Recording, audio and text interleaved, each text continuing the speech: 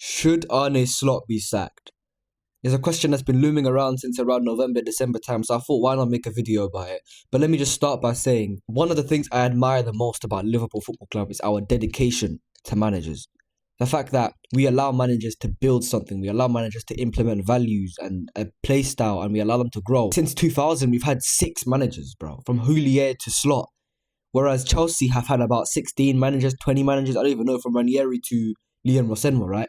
But I think there's a lot pointing towards the fact that Slot should be sacked. But I'll start with reasons maybe why he shouldn't be sacked. And one of those reasons is that I don't see many replacements that can come in and take over the job in the summer. One of the biggest names being floated around is Xabi Alonso, but personally, I don't see him as a Liverpool coach. And that's not because he got rejected by Real Madrid, because I don't see him as a Real Madrid coach either. I just don't believe his playstyle is aggressive enough or ruthless enough. I think some positives of him coming might be the fact that he understands the club, he understands the league, and he'll be able to work well with Wirtz and Frimpong and some of the younger players. I could be entirely wrong, and I'm not completely against him coming. I just don't see him as a good replacement of face value. And the second reason, pretty much my biggest reason, but it's a reason with a lot of flaws, is the fact that I want to give him the benefit of the doubt because of the summer signings he made, right? And it's easy to say this when you look at it in a one-dimensional way. It's easy to go, oh, but he spent 500 million, he should be doing better, and I agree. But look at the signings he made and look at the outgoings that season. We signed 2 wing-backs to play at fullback. I don't believe he wanted to play fullbacks. I believe he wanted to play a back 3 with Virgil van Dijk, Ibrahima Konate, and Mark Guéhi. And then we weren't able to get Mark Guéhi, which is our fault because we were dilly-dallying on the negotiations. We had Giovanni Leone, who's then done his ACL, right? Sorry.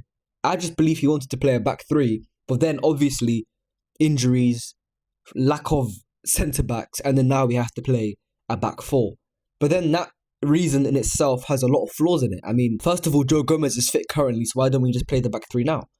Another reason is, not even a reason, but where you dismantle this argument is, okay, you weren't able to play your system, but do you have a backup in place? Can you adapt? And because of the fact that he's struggling so much right now, I don't believe if in the future we were to go through tough times, I don't believe he's a guy that can carry us out of it. When I look at Klopp, he's a manager that I believe can carry us out of tough times. When I look at Gerard Houllier, he's a manager who did carry us out of tough times. I don't see Slot as that type of manager. And then that brings me into the first reason why I do believe he should be sacked, and that is his lack of playstyle. When you watch, not even the lack of, it's just the playstyle. What is the playstyle, first of all? Is it a possession-based system? Is it a counter-attacking system? Is it a gegenpress? What is it? I can't tell. When we don't have the ball, there's no intensity. When we have the ball, there's no urge, there's no drive to actually attack and score. I called it countless times in my TikTok uninspiring football. When I realize Liverpool's playing on the weekend, I'm sitting down, I'm like, oh, Liverpool are playing on Saturday. I don't get excited. It's more just like we play on Saturday. The play style is not Liverpool's play style. Anfield feels quiet, it feels soulless, and I don't blame the fans. What are they supposed to shout about? There's nothing to shout about. The attack is toothless. And then that brings me into the stubbornness when it comes to his team selection. I don't want to make this video me targeting players because I don't believe it's the players' fault. But Cody Gakpo, it's all well and good being stubborn with players and lineups when the team is performing well. Last season, we were performing well for majority of the season and he was stubborn with the lineup. If we're winning, who cares, right? But when we're playing bad and you're playing Cody Gakpo who's stinky every week, what are we doing? I mean, what signal does that send to the rest of the squad if a player can play poor week in, week out and you still can't play? Chiesa and Ryan Gomoa are sitting, rotting on the bench week in, week out and they still can't play. That stubbornness is not right. And then you look at the impact it has on the rest of the squad. Ryan Gravenberch, he looks like he's been through 3 world wars. The guy's tired. He needs rest. He's tired, boss. He's tired. McAllister plays every week for Argentina, whether it's for Argentina or for Liverpool. He's constantly playing. Last season, he played practically every game. He was our best midfielder. This season, he looks a shadow of his former self. And I'd say that's down to maybe a lack of play style, but also the fact that there's just stubbornness. The guy, he can't change the squad. Curtis Jones can't really get a look into the squad. And then it's like, do I see Ryan Gravenberch as a number 6? Not really. I see him as someone that can do a good job there, but I don't see him as a pure number 6. But I see him as more of a blend between a normal central midfielder and a defensive midfielder. But if you partner him with a more of a destroyer player, like if you partner him with Caicedo, he will look a lot better because he doesn't have to focus so much on the defensive side of the game. A player that's very similar to Ryan Gravenberch in terms of play style is Romeo Lavia. And when you look at the way Romeo Lavia and Caicedo, when they do play together, they look amazing. When you were making those summer signings, were you looking to actually bolster the squad? Because if you were trying to bolster the squad, I feel like you could have went for a midfielder with a similar profile to Moises Caicedo, but we didn't. Instead, we signed attacking midfielder, 2 centre forwards and wing backs, and then failed to bring in a genuine centre back, other than Leone, who done his ACL in his first game anyway. And that stubbornness, the ripple effects I believe it can send through the squad is insane. Like, Tyler Morton left. So many players are leaving, and Curtis Jones was linked to a loan move to Inter Milan. And that brings me to what I believe is my biggest issue with Arne Slot, and I don't believe he has any sort of commitment to the academy. I don't think he cares for the academy.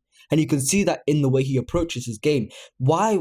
Jarell Quansah was a centre-back that came through our academy, looked very, very, very good, had some mistakes in him, but okay, he's young, and he got sold for 30 million. I don't know if that was some sort of package deal agreement with to get Jeremy Frimpong in, but why did we sell a young, promising, up-and-coming centre-back?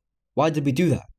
And then when I look at, obviously Tyler Morton left, and the biggest one for me is Rio Engamoa. And I understand, I'm trying to put myself in the feet of Arne Slot. I understand why maybe Rio Engamoa doesn't play too many games. He doesn't want to put that much pressure on a 17-year-old to, be our shining light. He doesn't want to, I guess, maybe hinder his development. But when you look at it through the perspective I'm going to give you, for me, it just looks like Slot doesn't have any commitment to the academy. Because imagine you are an academy player in Liverpool currently. Under 18s, under 19s, whatever, I don't care. And you're seeing Rio Engamoa, he's a generational talent coming out of the country, forget the academy. And he can't get a game, even though the other wingers in our squad currently are playing poorly. What message does that send to the other academy players? The normal ones, you could say. I would have no hope.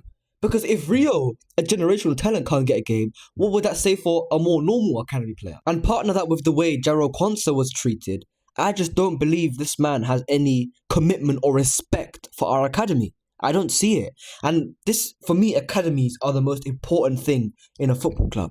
You can't have a successful dynasty, or you can't have an era of success without a strong academy. When you look at the most successful teams ever, you look at Man United's treble-winning team. You look at how Man United dominated English football. The biggest gem they had was their academy. The class of 92. Scholes, Neville, Giggs, Beckham, but they were the pillar of the academy. When you look at Barcelona's successful era under Pep, Busquets, Victor Valdez, Iniesta,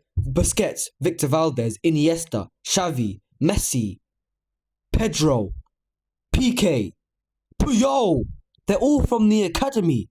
The academy is such an important part of football, and Arne Slot's lack of respect for the Liverpool academy, the way he treats academy graduates, for me doesn't signify. It signals to me that that we're not going to be successful under this coach. Because to be a successful football team, you have to have a successful academy. You can't have one without the other unless you're Real Madrid and you just want to buy the best players in the world. It doesn't work like that. And then my final point is his relationship with the squad, even though this one is just he say, she say, and it's just purely hypothetical. I don't believe he has a good relationship with the team. You can see that with the fact that Salah doesn't seem to like him very much. Jones is falling out with him. So many players just I don't feel like that love for him, that bond for him is there. I feel like the respect of the fact that he's the coach is still there, but I don't know if he actually has the heart of the squad. I know for a fact he don't have the streets. Because I know a lot of Liverpool fans don't really like the guy. I think at first it was the fact that, not that they hate him, but it's just that he doesn't come across as a likeable guy in the same way maybe Klopp does, or Pep does, or even Mourinho does when it comes to the relationship he has with the fans. I just don't believe the guy can carry Liverpool out of this rut, and I don't believe he is a coach that is going to deliver us monumental success. I have a lot of respect for him. He's still a title-winning coach. I disagree with the idea that he just built off what Klopp did and, it's Klopp's team, because at the end of the day, he's the one that played Ryan Gravenberch deeper. He's the one who moved Diaz centrally. He made a lot of changes in that team, which I guess delivered that league title. And I have a lot of respect for him as a coach. But I don't believe he is the guy for Liverpool. And I think we maybe should look for other replacements. Although I believe the replacements on the market currently are a bit slim. I don't know if we should maybe wait for Luis Enrique in 2027 or I don't know. But I have a lot of respect for him as a coach. I just don't believe, and I really dislike I'm looking at different fans' opinions, and all I hear is "Get him out of my club. I don't like this man. This man." He's a respectable coach. He's done his thing. He's delivered us our second league title in 30 years. I have a lot of respect for him. However, I just don't believe he is the man for our club. That's my opinion. Thank you very much. Stay wise.